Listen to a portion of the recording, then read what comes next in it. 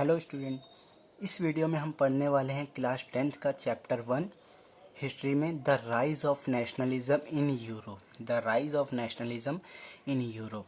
इसके first three topics हमने part 1 में कर चुके हैं। हाँ, अब लास्ट के 3 टॉपिक्स यानी 4 to 6 हम इस पार्ट में कवर करेंगे, यानी पार्ट सेकंड में। ओके, अगर फर्स्ट पार्ट आपने नहीं देखा हो तो आप जाके देख सकते हैं। ओके, हम बढ़ते हैं टॉपिक की तरफ। Topic number 4, the making of Germany, यानी जर्मनी का यूनिफिकेशन कैसे हुआ, जर्मनी बना कैसे। The liberals initiative to united Germany in 1848, जो जर्मनी को यूनाइटेड करने के लिए सबसे पहले शुरुआत किसने करी? लिबरल्स लोगों ने, लिबरल्स आइडियोलॉजी के लोगों ने सबसे पहले जर्मनी को यूनाइटेड करने का इनिशिएटिव लिया 1848 में, पर इन्हें दबा दिया गया, इन्हें हरा दिया गया, ये फेल हो गए जर्मनी को यूनाइटेड करने में। हाँ, कैसे हार गए? क्योंकि जो यहाँ की मोनार्की थी उनकी मिलिट्री ने, हाँ, और उनकी फोर्सेस ने उन्हें दबा दिया था और हरा दिया था। हाँ, और वो फेल हो गए थे जर्मनी को यूनाइटेड करने में। फिर उसके बाद जब वो फेल हो गए थे जर्मन्स फेल हो गए, लिबरल्स लोग जर्मन को यूनाइटेड करने में फेल हो गए, तो उसके बाद इसका इनिशिएटिव किसने लिया? सबसे तो फिर नेशनल असेंबली के पर्शिया के नेशनल असेंबली के प्राइम मिनिस्टर ने, पर्शिया के नेशनल असेंबली के प्राइम मिनिस्टर ने ओटो वन बिस्मार्क ने लिया। हाँ, इसको अपने कंधों पे जिम्मा उठाया इन्होंने, कह सकते हैं उनको। किसने? प्राइम मिनिस्टर, पर्शिया के prime minister auto von Bismarck ने जिम्मा लिया या लीड किया जर्मन के यूनिफिकेशन को। हाँ, जर्मन के यूनिफिकेशन को लीड किया किसने? ओटो वन बिस्मार्क ने। आगे देखते हैं।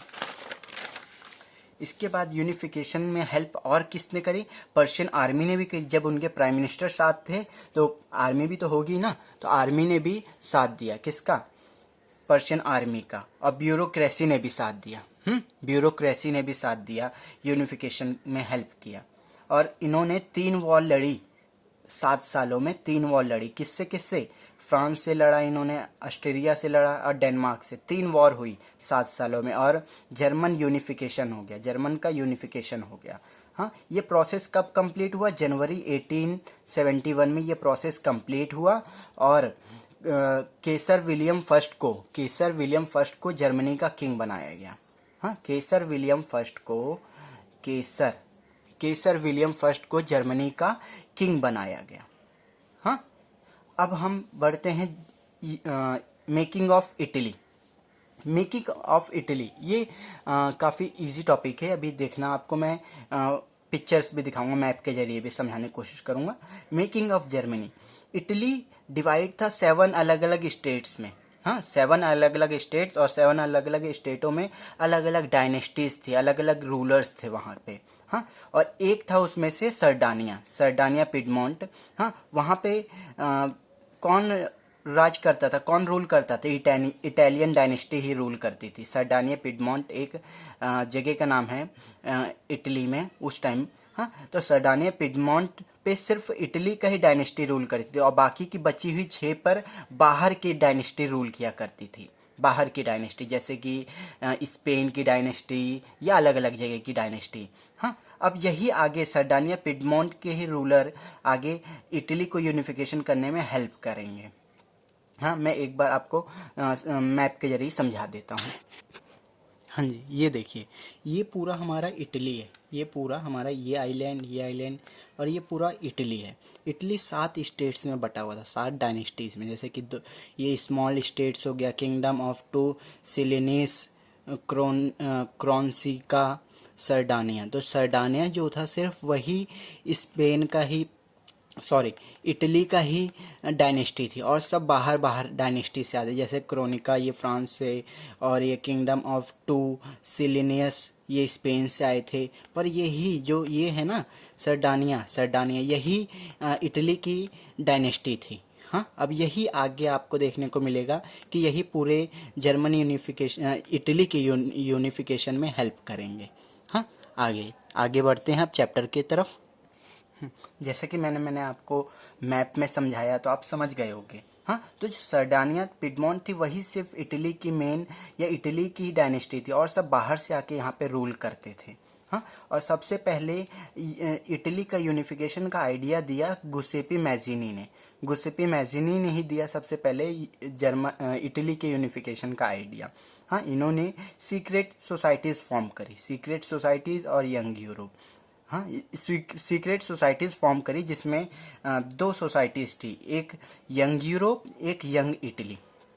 सीक्रेट सोसाइटीज़ का मतलब कि जो सरकार से छुप के कोई सोसाइटी फॉर्म करना और रिवोल्यूशन के लिए वहाँ बातें करना, छुप के कोई ग्रुप बनाना और वहाँ बातें करना कि रिवोल्यूशन कैसा होना चाहिए, कैसे हमारे आगे की सारा प्रोसेस होगा, ये सारी चीज़ें, इसे हम कहते हैं सीक्रेट सोसाइटीज़।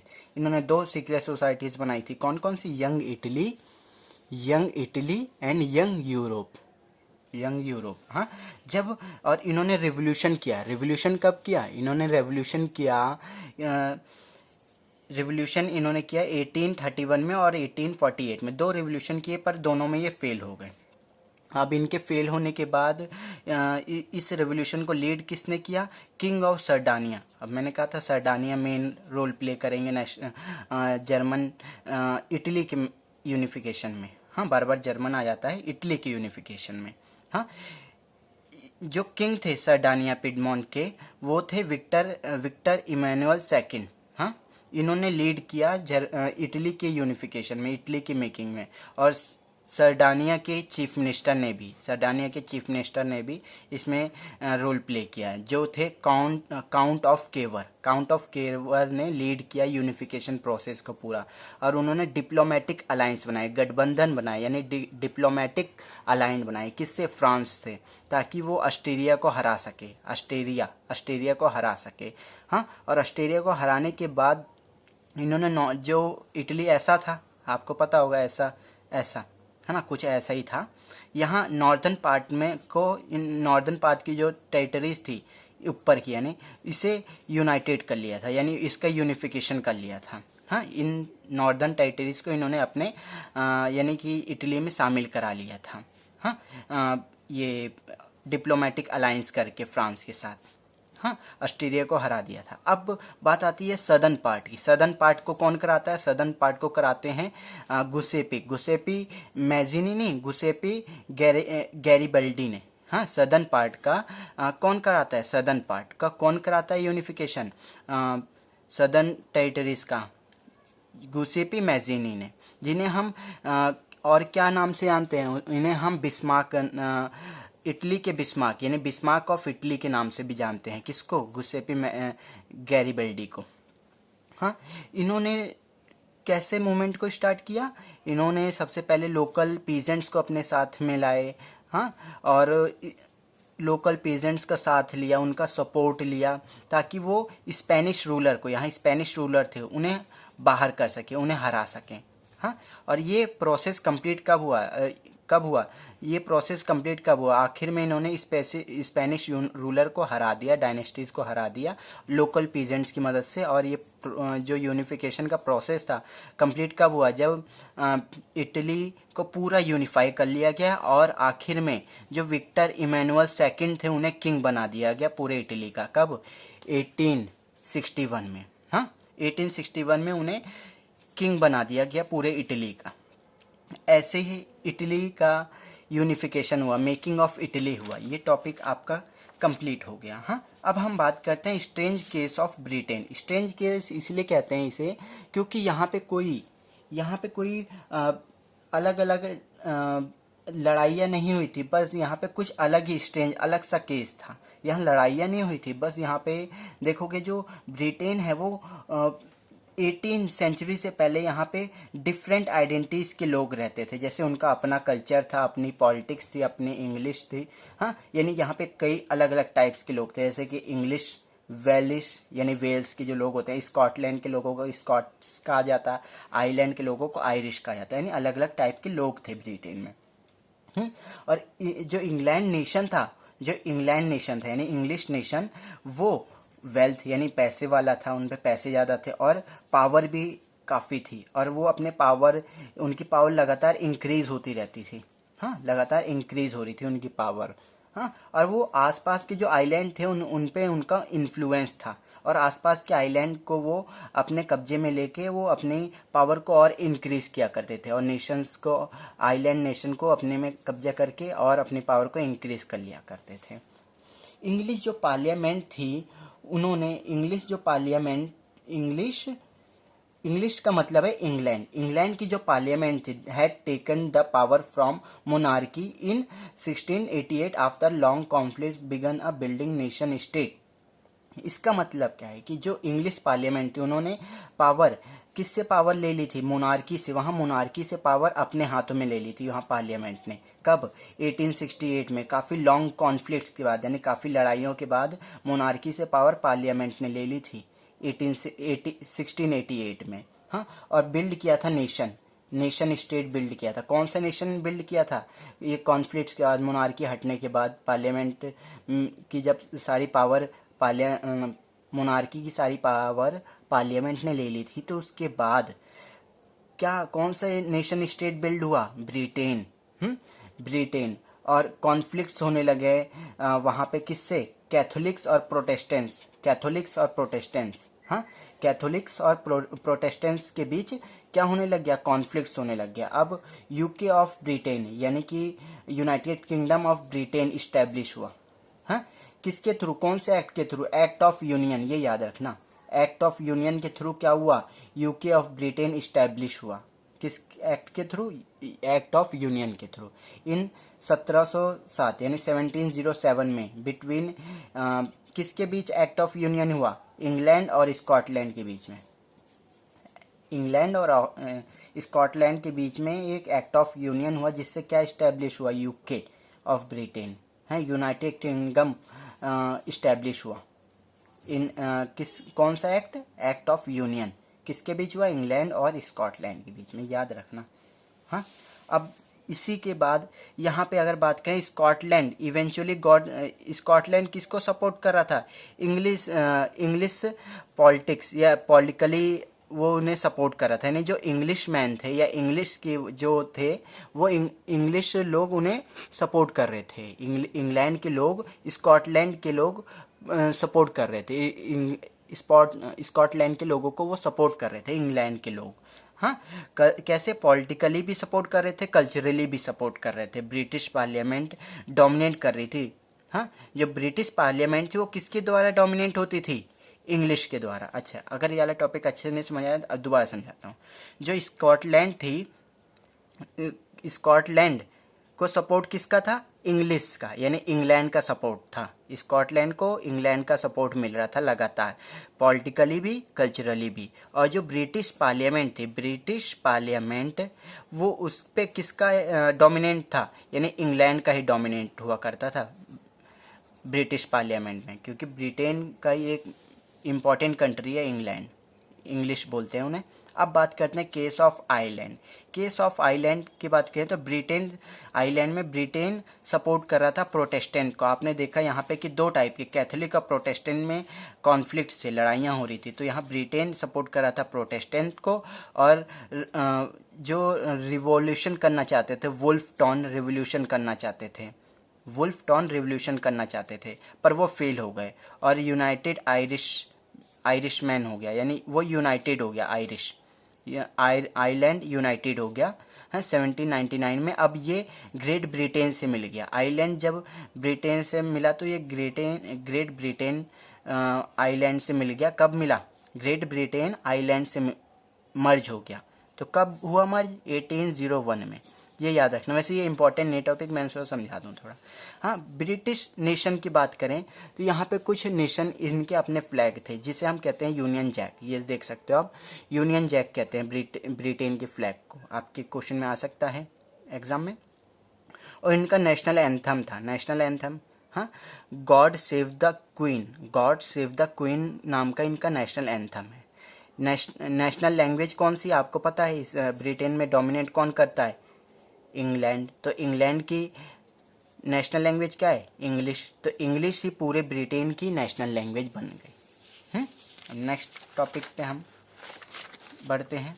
हाँ, नेक्स्ट टॉपिक है ये विजुअलाइजिंग द नेशन। ये हमारा 5th टॉपिक है, विजुअलाइजिंग द नेशन। हाँ, यहाँ पे अगर हम बात करें कि विजुअलाइज या नेशन को हम देखेंगे कैसे, नेशन को हम विजुअलाइज कैसे करेंगे, हाँ, सोचेंगे कैसे, हाँ, यहाँ पे एल्गरी कुछ बनाया गया। एल्गरी की मतलब कि हमने आइडिया दिया, हमने कि नेशन कैसा होना चाहिए, नेशन में क्या होना चाहिए, नेशन में फ्रीडम होनी चाहिए, लिबर्टी होनी चाहिए, ग्रीड होना चाहिए, एनवे होना चाहिए। ये सारे आइडियाज़ नेशन के लिए आए, एक्सप्रेस किए गए लोगों के द्वारा कि नेशन कैसा होना चाहिए। हाँ, और पर्सोनिफाई नेशन का मतलब क्या है कि पर्सोनिफाई की नेशन को हम, किसी भी नेशन को हम फीमेल फिगर से पर्सोनिफाई करते हैं, यानी पहचानते हैं। जैसे nation were then portrayed as female figure. जैसे इंडिया का फीमेल फिगर क्या है, पर्सोनिफाई फिगर, हाँ, भारत माता है हमारी। हाँ, वैसे अगर हम अमेरिका की बात करें तो अमेरिका की स्टैचू ऑफ लिबर्टी हैं, जर्मनी की जर्मेनिया है। हाँ, ये सारे फीमेल फिगर है, फीमेल पर्सोनिफाई फिगर है। किसी भी नेशन की हेड हम एक तरीके से फीमेल को मानते हैं। हाँ, अब फ्रांस की कौन है, फ्रांस की है मरेनिया। हाँ, जिनकी आप फोटो देख सकते हो, कॉइन पे देख सकते हो और स्टैम्प्स पे देख सकते हो। और जर्मनी की कौन है, जर्मेनिया। हाँ, अब यहाँ पे कुछ एट्रीब्यूटिस हैं, कुछ सिग्निफिकेंस है, एट्रीब्यूट और सिग्निफिकेंस। जैसे ब्रोकन चेयर, ब्रोकन चेयर का मतलब है कि हम आज़ाद हो चुके हैं, हमने मोनार्की को ख़त्म कर दिया है। हाँ, ब्रेस्ट प्लेट विद ईगल, यानी इसका मतलब है कि हमने, हाँ, हम, इसका मतलब है कि अब हम जर्मन एम्पायर, एक तरीके से जर्मन एम्पायर का स्ट्रेंथ की बात करते हैं, जर्मन एम्पायर के स्ट्रेंथ की बात करते हैं। Crown of oak leave, heroism की बात करते हैं। शोर्ड, यानी कि हमें रीडलेस टू फाइट, हम रेडी हैं, रेडीनेस ऑफ फाइट, यानी हम रेडी हैं फाइट के लिए, हैं। और olive branches around the sword, olive branches out the sword का मतलब क्या है, विलिंगनेस टू मेक पीस, यानी हम पीस, शांति बनाने के लिए, भाईचारा बनाने के लिए हम रेडी हैं, हैं। Black red and gold try colour, black red and gold try colour का मतलब क्या है कि हम फ्लैग ऑफ, इसका मतलब क्या है, फ्लैग ऑफ लिबरल नेशन, यानी जो लिबरल्स हैं, लिबरल नेशनलिस्ट, उनका फ्लैग है ये। हाँ, यानी ये लिबरल्स आइडियोलॉजी के हैं। Rays of the rising sun, इसका मतलब क्या है कि न्यू एरा की शुरुआत हो गई है, नए युग की शुरुआत हो गई है। हाँ, यानी rays of the rising sun का मतलब है सूर्य उदय की किरणें। तो ये बिगनिंग ऑफ न्यू एरा, यानी नए युग की शुरुआत। हाँ, अब लास्ट टॉपिक आपका आता है, टॉपिक नंबर 6, टॉपिक नंबर 6 जिसे हम कहते हैं नेशनलिज्म एंड इम्पेरियलिज्म। नेशनलिज्म का मतलब क्या है, राष्ट्रवाद। हाँ, राष्ट्र की भावना, राष्ट्र के प्रति प्यार, आदर, ये सारी चीज़ें। और इम्पेरियलिज्म क्या है कि अपने राष्ट्र तो है, अब राष्ट्र दूसरे कंट्री में आके, यानी एक कंट्री जब दूसरे कंट्री को कब्जे में करती है, इम्पेरियलिज्म, यानी अपने अंडर में रखना उसे, इम्पेरियलिज्म। हाँ, तो end of 19th century, 19th century में नेशनलिज्म कन्वर्ट किस में होने लगा, इम्पेरियलिज्म, नेशनलिज्म इम्पेरियलिज्म में कन्वर्ट होने लगा, यानी एक कंट्री दूसरी कंट्री पर कब्जा करने लग गई, इसे कहते हैं इम्पेरियलिज्म। नेशनलिज्म कन्वर्ट होने लगा इम्पेरियलिज्म में, कब, 19th सेंचुरी में, है, एंड ऑफ 19th सेंचुरी। जो ज़्यादा मोस्ट सीरियस सोर्स है नेशनलिज्म का, यूरोप में हमें 1871 के बाद देखने को मिलता है। हाँ, 1871 के बाद में देखने को मिलता है कि नेशनलिज्म में टेंशन आ गई थी, यूरोप में टेंशन आ गई थी। हाँ, यूरोप में एक टेंशन सी आ गई थी, कब, 1871 में। हाँ, और ये बल्कन इम्पेरियलिज्म था। बल्कन इम्पेरियलिज्म का मतलब क्या है कि एक बल्कन रीजन है, यहाँ पे लोग इन्हें इस एरिया को कब्जा करने लग गए थे, आसपास की जो बड़ी कंट्रीज थी इन कब्जा करने लग गए थे इन सब बल्कन रीजन्स पे। हाँ, हाँ, जैसे कि मैंने आपको बताया कि 1871 के बाद में जो बल्कन रीजन था, वहाँ पे इम्पेरियलिज्म काफ़ी तेज़ी से होने लगा था। बल्कन रीजन किसे कहते हैं, बल्कन रीजन वो रीजन है जहाँ पे Romania, Bulgaria, Albania, Greece, Macedonia, Croatia, Bosnia, Slovenia, Serbia, ये इस टाइप की कंट्रीज आती हैं। इन पे अब कब्जा होने लग गया थे। जब ये अभी मैं आपको बताता हूँ कि इन जहाँ पे ये लोग, इन देशों में जो लोग रहते हैं उन्हें कहा जाता है स्लेव्स। हाँ, जो इन देशों में लोग रहते हैं उन्हें कहते हैं स्लेव्स। वो वाला स्लेव नहीं, ये स्लेव्स अलग है। हाँ, और इस पे इसी ये जो बल्कन रीजन था, इस पे ज़्यादातर किसका एम्पायर था, किस एम्पायर का शासन था? इस रीजन पे ज़्यादातर ओटोमैन एम्पायर थे। यानी इस पे किसका कब्जा था इन सब कंट्रीज पे? ओटोमैन एम्पायर का। जैसे मैंने आपको बताया था ओटोमैन एम्पायर, फर्स्ट वीडियोस में आपने देखा होगा कि ओटोमैन एम्पायर का इस पे कब्जा था। अब ओटोमैन एम्पायर धीरे धीरे वीक होता गया। ओटोमैन एम्पायर धीरे धीरे वीक होता गया। ओटोमैन एम्पायर धीरे धीरे वीक होता गया और ये जो कंट्रीज हैं इन्होंने अपने आप को धीरे धीरे इंडिपेंडेंस डिक्लेयर करना स्टार्ट कर दिया। क्योंकि अब देखा इन्होंने कि ओटोमैन एम्पायर धीरे धीरे क्या हो रहा है, वीक हो रहा है। तो इन्होंने क्या सोचा कि अब हम अपने आप को इंडिपेंडेंस डिक्लेयर कर देते हैं, यही सही मौका है हमें ओटोमैन एम्पायर से बाहर निकलने का। अब जो बल्कन स्टेट्स थे, हाँ, ये धीरे धीरे फ्री होने लग गए। अब जैसे ही सब लोग फ्री हुए धीरे धीरे, जैसे Romania, Bulgaria, Greece, Albania, Macedonia, ये सब जब फ्री होने लग गए, फ्री होने की वजह से क्या हुआ, इन्हें लगने लगा कि हमारी टेरिटरी को अभी थोड़ा और एक्सपेंड करना है, हमें और पावर चाहिए। तो इन्होंने they hope to gain more territories, यानी इन्होंने सोचा कि हम आसपास की टेरिटरीज को भी अपने कब्जे में कर लेते हैं, अपने कंट्री को और बड़ा कर लेते हैं, हाँ, उसको एक्सपेंड कर लेते हैं और दूसरे को शामिल करके, कब्जा करके। तो ऐसी आपस में लड़ाइयाँ होने लग गई। जब यानी दो से ज़्यादा कंट्रीज आपस में लड़ाइयाँ करने लग गई, जो जितने भी बल्कन रीजन की थी, जैसे ये फ्री हुए, ये आप अपने टेरिटरी को बढ़ाने के लिए आपस में ही लड़ने लग गए। और यहाँ पे एक चीज़ ये थी कि बल्कन एरिया में कॉन्फ्लिक्ट्स काफ़ी तेज़ी से होने लग गया था। और कॉन्फ्लिक्ट इसलिए भी हो रहा था क्योंकि ये रीजन जो था, बल्कन रीजन जो था, यहाँ पे काफ़ी मात्रा में रिसोर्सेज देखने को मिलते हैं, फॉसिल फ्यूल दबे हुए हैं, जिससे कि कोई अपनी टेरिटरीज को बढ़ाएगा तो उसे आगे चल के फाइनेंशियली भी इससे काफ़ी हेल्प होगा और वो कंट्री रिच हो सकती है, जैसे आज के टाइम में आप देख सकते हो। तो इसी का फ़ायदा उठाने के लिए बाहर से भी कुछ पावर बल्कन रीजन को कैप्चर करने के लिए आती हैं। बाहर से कौन सी पावर्स आती हैं? बड़ी पावर, जैसे कि Russia, Germany, England, Australia, Hungary, ये एंटर होती है इनकी लड़ाई में।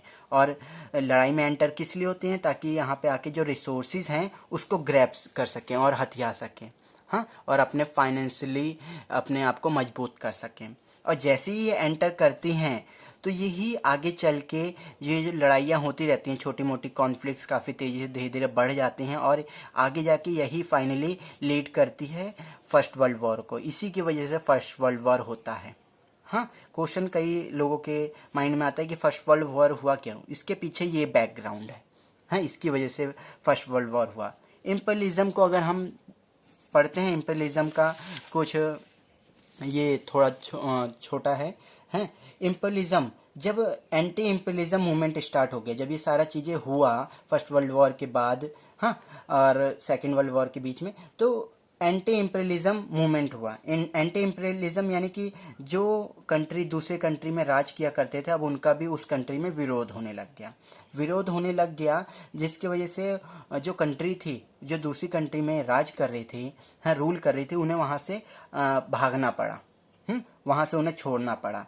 तो ये एंटी इम्पीरियलिज्म मूवमेंट था, ये स्टार्ट हुआ और इसकी वजह से कई सारी कंट्रीज इंडिपेंडेंस हुई, कई सारी कंट्रीज आज़ाद हुई। कहाँ? एशिया में, एशिया, अफ्रीका और साउथ अमेरिकन कंट्रीज थी वो आज़ाद हुई। एशिया, अफ्रीका और साउथ अमेरिकन कंट्रीज जो थी वो आज़ाद हुई एंटी इम्पीरियलिज्म मूवमेंट की वजह से। हाँ, इन्होंने अपने जो इनके ऊपर राज कर रहे थे उनका विरोध किया, तो जो कंट्री थी उन्हें वहाँ से भागना पड़ा, ये जाना पड़ा। हाँ, ये आपका ये आपका फर्स्ट चैप्टर हिस्ट्री का फर्स्ट चैप्टर कंप्लीट हुआ। वीडियो अच्छी लगी हो तो लाइक करें और चैनल को सब्सक्राइब करें। Thank you.